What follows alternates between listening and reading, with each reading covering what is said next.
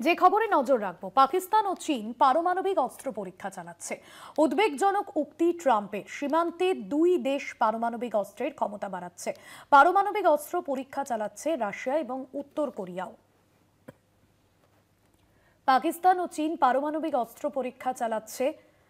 আমাদের political editor Ashis Chattopadhyay রয়েছেন সরাসরি নিউজ রুম থেকে। আশিস দা, ডোনাল্ড ট্রাম্প তিনি ঠিক কি বলেছেন এই বিষয়ে? দেখো, একটা খুবই উদ্বেগজনক খবর আসছে। যদিও এটা ঠিক যে ডোনাল্ড ট্রাম্প বিভিন্ন সময়ে যা বলেন তার কতটার ভিত্তি থাকে কতটার থাকে না সেটা নিয়ে নানান সন্দেহ এবং নানান হাসি ঠাট্টাও হয় বটে। কিন্তু গতকাল আমেরিকার একটি সংবাদ মাধ্যমে ইন্টারভিউ দিতে গিয়ে তিনি যে কথা বলেছেন সেটা কিন্তু উত্তেজনার পারদ চড়িয়ে দেওয়ার পক্ষে যথেষ্ট। তিনি বলেছেন যে পাকিস্তান এবং চীন পারমাণবিক অস্ত্র পরীক্ষা চালাচ্ছে। তিনি বলেছেন পাকিস্তান এবং চীন পারমাণবিক অস্ত্র পরীক্ষা চালাচ্ছে। তিনি আরও দুটি দেশের নাম করেছেন, রাশিয়া এবং উত্তর কোরিয়া। এই দুটি দেশও পারমাণবিক অস্ত্র পরীক্ষা চালাচ্ছে। এই পরিস্থিতিতে তাই আমেরিকাও অস্ত্র পরীক্ষা শুরু করবে। ৩৩ বছরের বিরতি ভেঙে আমেরিকাও অস্ত্র পরীক্ষা শুরু করবে। এইটুকুর মধ্যেই যদি কথাটা সীমাবদ্ধ থাকতো তাহলে একটা মানে হতো, তাহলে তার একটা অন্যরকম মানে হতো। কিন্তু ট্রাম্পের সঙ্গে আরও কিছু কথা যোগ করেছেন। সেটা হচ্ছে ভারতের সীমান্তেই দুটি দেশ পারমাণবিক অস্ত্র পরীক্ষা চালাচ্ছে, যা ভারতের পক্ষে খুবই উদ্বেগের। এই ভারতের হয়ে এই উদ্বেগটি জানিয়েছেন ডোনাল্ড ট্রাম্প। তাকে এই উদ্বেগের কথা জানাতে ভারত সরকার অনুরোধ করেছে কিনা সেটা স্বভাবতই জানা যায় না, বা আদৌ পাকিস্তান এবং চীন এরকম অস্ত্র পরীক্ষা করছে কিনা সেটাও জানা নেই। এখনো পর্যন্ত এরকম কোনো খবর নেই অন্য কোনো স্বাধীন সূত্র মারফত যে পাকিস্তান বা চীন পরপর পারমাণবিক অস্ত্র পরীক্ষা চালাচ্ছে।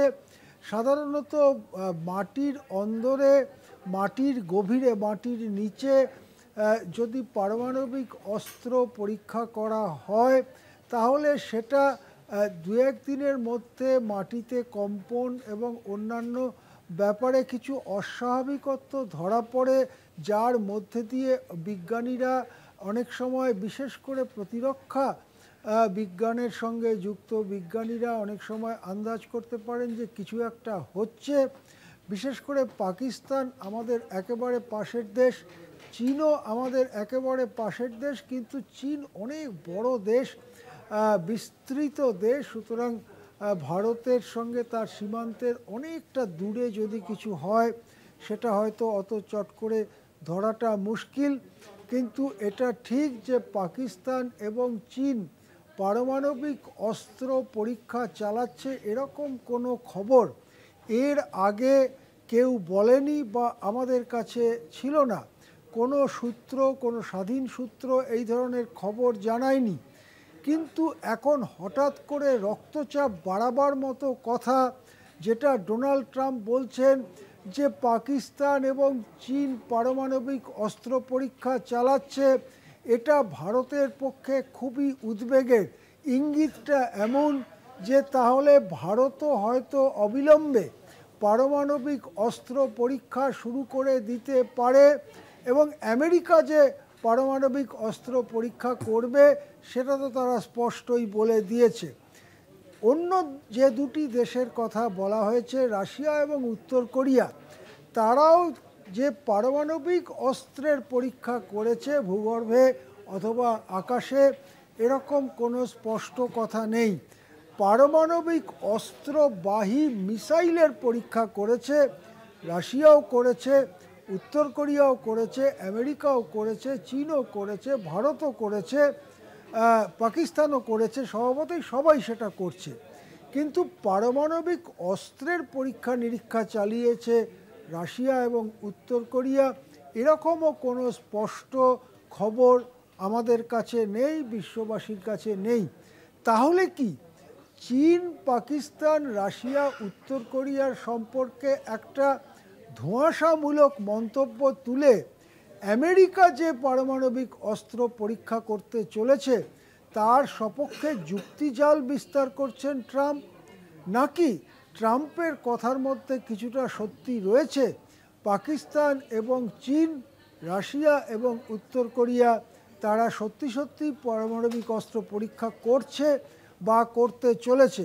যদি দ্বিতীয়টি সত্যি হয়, পাকিস্তান এবং চীন পারমাণবিক অস্ত্র পরীক্ষা করতে চলেছে বা করেছে, তাহলে সেটা অবশ্যই ভারতের পক্ষে অত্যন্ত উদ্বেগের ব্যাপার হয়ে দাঁড়ায় এবং সেক্ষেত্রে ভারতকেও পাল্টা ব্যবস্থা নিতে হবে। এই সব মিলিয়ে পৃথিবী কি আবার সেই ঠান্ডা যুদ্ধের সময়কার মতো পারমাণবিক অস্ত্রের একটা ভয়ঙ্কর প্রতিযোগিতা, যা পৃথিবীকে কয়েকবার সম্পূর্ণ ধ্বংস হয়ে যাওয়ার মুখে, সভ্যতা ধ্বংস হয়ে যাওয়ার মুখে নিয়ে গিয়ে দাঁড় করিয়েছে অতীতে, সেই রকম একটি প্রতিযোগিতার মধ্যে ঢুকতে চলেছে কিনা? বিশেষ করে ট্রাম্প আমেরিকার প্রেসিডেন্ট হবার পরে এইরকম একটি অশুভ এবং ভয়ঙ্কর পারমাণবিক অস্ত্রের প্রতিযোগিতা শুরু হতে চলেছে কিনা, সেটা নিয়ে আশঙ্কিত শান্তিকামী বিশ্ববাসী। একদমই ধন্যবাদ জানাবো আপনাকে। সরাসরি ছিলেন আমাদের পলিটিক্যাল এডিটর আশিস চট্টোপাধ্যায়।